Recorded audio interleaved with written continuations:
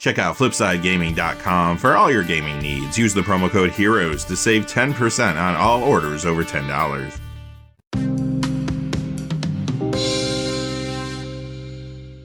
Hey there, this is John from Heroes and Legends, and welcome to this special edition of the Magic the Gathering Market Watch. It's that time of the week again where we count down the 10 hottest cards of the week. Now, much like the last couple weeks, you're going to see a lot of reserve list cards here. Not all 10 this time, though. 8 out of the 10 are on the reserve list, but we got a couple that are not. A little better than last week.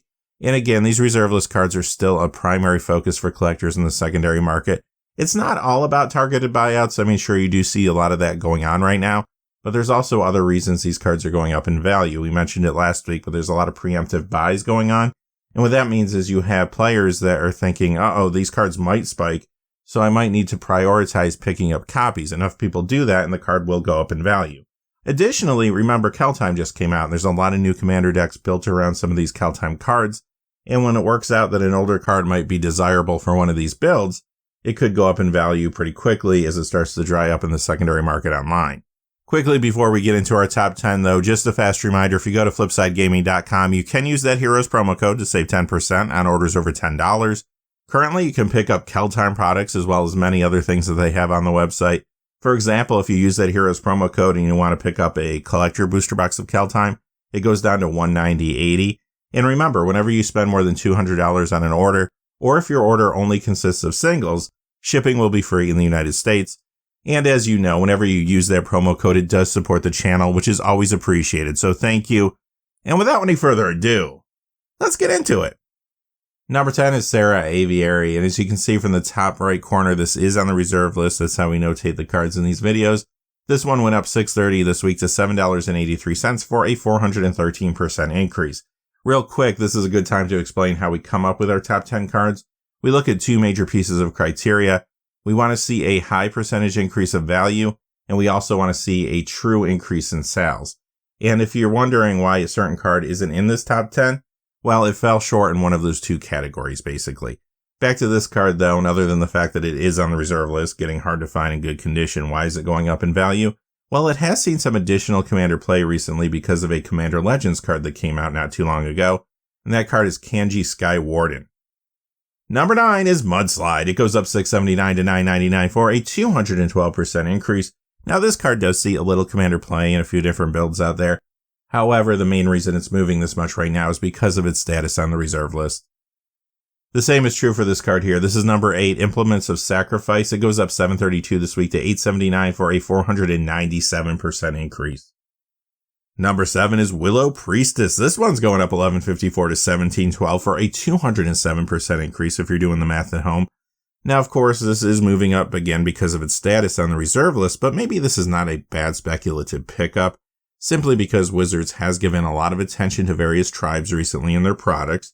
Only stands to reason they're going to come back to fairies sooner or later.